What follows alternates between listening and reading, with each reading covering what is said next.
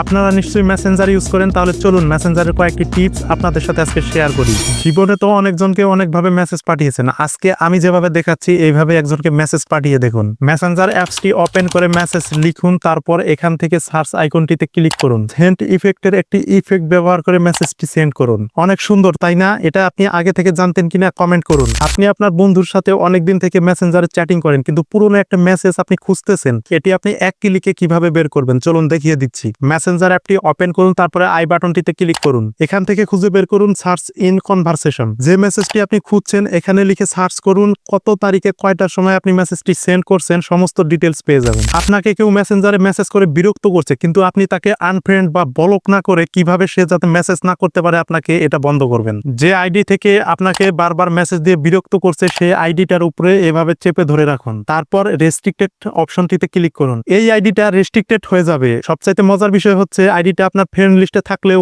আপনাকে কখনো মেসেজ করতে পারবে না। ভিডিওটি যদি আপনি ইউটিউবে দেখছেন তাহলে চ্যানেলটি সাবস্ক্রাইব করুন, আর যদি অন্য কোনো প্ল্যাটফর্ম হয় ফলো করুন।